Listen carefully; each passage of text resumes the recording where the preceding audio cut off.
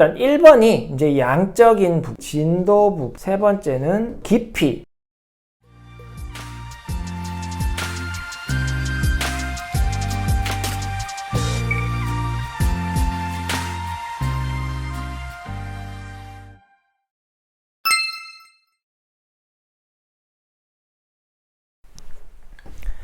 안녕하세요, 아는 선생입니다. 오늘은 학원 이야기 좀 하겠습니다. 제가 오늘 이제 영상 찍으러 집에서 오는 길에 사실 어떤 내용으로 영상을 찍어야 할까 생각을 안 하고 있었는데, 오면서 GPT로 검색을 한번 해봤어요. 챗GPT한테 5월에 우리 학부모들이 궁금하게 생각하시는 그 내용을 좀 리스트업을 해봐라 이렇게 이야기를 했더니 몇 개를 이렇게 추려줬는데, 그 중에서 세 번째로 나왔던 내용, 수학학원을 하나만 다녀도 되냐, 그런 질문이 있길래 그 부분 오늘 영상 주제로 잡고 말씀드립니다.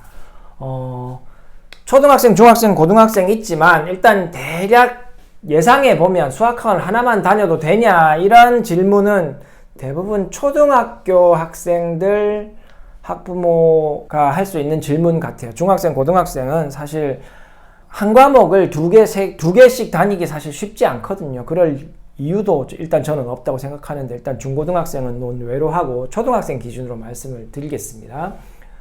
일단 수학학원의 역할을 좀 알아야죠.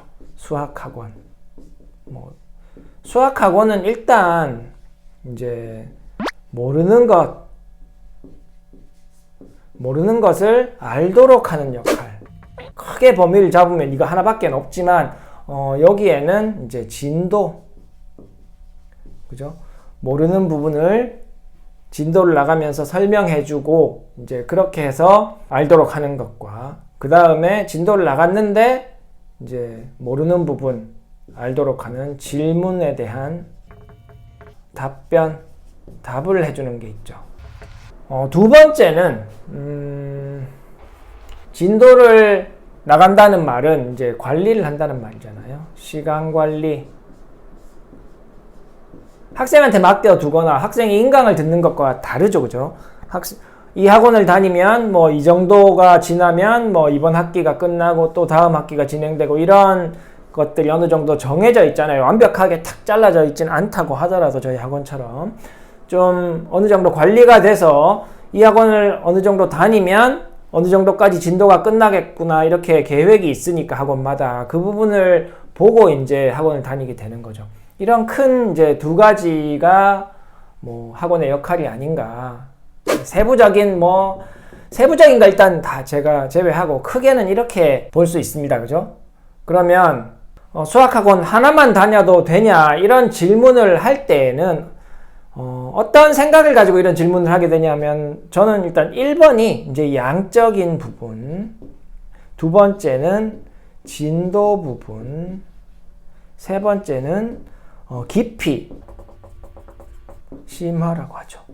그죠? 깊어지는 것이 심하니까. 자, 이 정도 세 개면 커버가 되는 것 같아요. 그래서 양적인 부분에 초등학생 기준으로 양이 이제 어떤 아이는 뭐 많이 그러니까 인터넷 카페에 가면 질문이 많이 올라오잖아요. 그 중에서 제가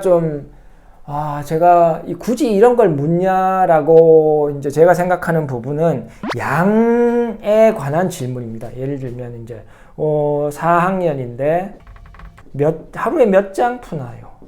다른 아이들이 몇 장 푸는지 알고 싶은 거예요. 혹은 뭐 5학년인데 하루에 몇 시간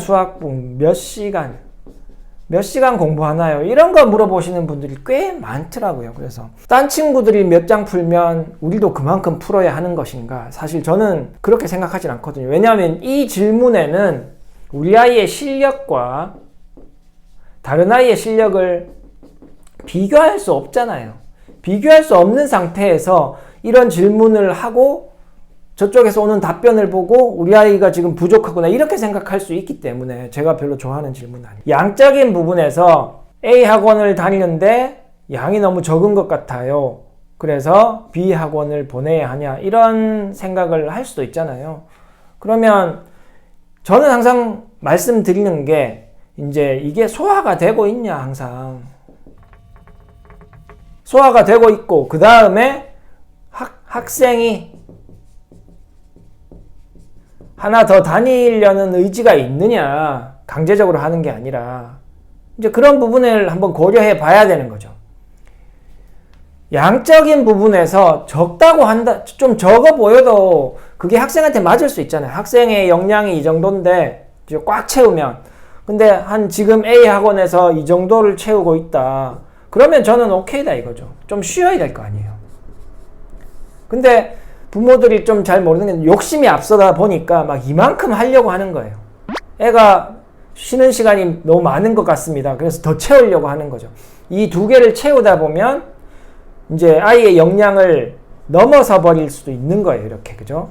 그러면 두 번째 붙인 게 애한테 안 좋은 역효과를 발휘할 수도 있는 겁니다. 그래서 항상 학생의 의지와 학생의 실력과, 항상 기준은 실력이라고 했잖아요. 그죠? 이런 부분을 동시에 고려해야 된다는 거죠. 그래서 이런 질문을 보고 다른 애들이 하루에 10장씩 푸는데, 혹은 다른 애들은 5장씩 푸는데 우리는 2장밖에 안 푸니까 우리의 큰일 났다, 이렇게 생각은 좀 안 하면 좋겠다는 겁니다. 두 번째는 이제 진도 부분. 진도가 또 그거예요. 딴 친구들을 하고 비교해 보니까 우리 애가 느린 것 같다. 그럴 수 있죠. 그럴 수 있죠. 근데 지금 현재 진도가, 속도, 진도는 이제 나가 있는 거리인 거고, 빠르기를 봐야 되는 거예요. 지금 진행되고 있는 빠르기를 우리 아이가 잘 소화하느냐, 이것도 실력이죠. 그죠? 잘 소화하고 있어서 더 빨리 할 수도 있을까, 그걸 생각해 봐야 되는 겁니다. 그죠? 더 빨리 할 수 있을 것 같으면 A를 다니다가 B를 병행한다던가도 가능하겠죠. 혹은 A를 다니다가 더 빠른 학원으로 갈아탈 수도 있죠. 그죠? 그럼 두 개를 병행할 거냐, 아니면 갈아탈 거냐, 이런 부분도 잘 소화하고 있느냐, 이 부분을 좀 확인해야 된다는 겁니다. 그죠? 그래서 이 부분도 결국 학생의 실력이 달려 있는 거죠. 세 번째는 이제 깊이.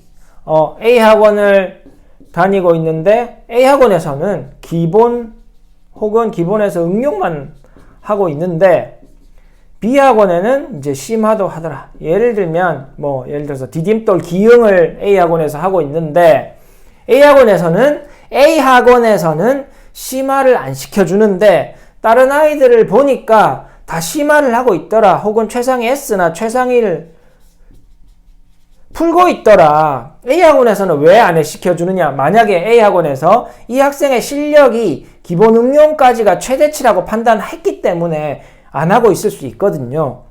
근데 엄마 입장에서는 왠지 해야 되겠는 거야.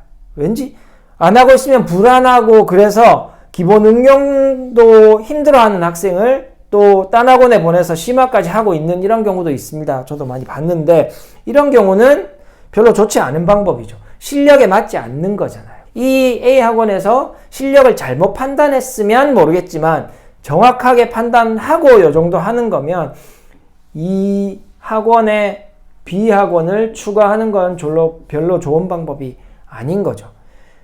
아이의 실력이 진짜로 높은데 이 학원에서는 학생들이 많지 않거나 레벨이 높은 게 없어서 여기서는 기본 응용만 하고 추가로 하는 거는 따로 하겠다, 과외를 하겠다, 이렇게 실력이 되는 상태면 상관이 없겠죠. 근데 많은 경우에 그냥 불안함, 우리 아이가 심화를 하고 있지 않아서 불안한 것 때문에 학원을 추가하는 경우, 그런 경우 많거든요. 그런 경우는 안 하면 또 못하게 됩니다. 아까 진도처럼 진도를 다른 아이들이 많이 나가고 있거나 빨리 나가고 있어서 그게 불안해서 우리 아이 실력은 충분하지 않은데 그런 커리큘럼을 아이한테 하도록 하게 하면 결국 맞춰서 아이 실력에 맞춰서 잘 가고, 좀 느리지만 잘 가고 있던 것들이 헝클어져 버릴 수 있거든요.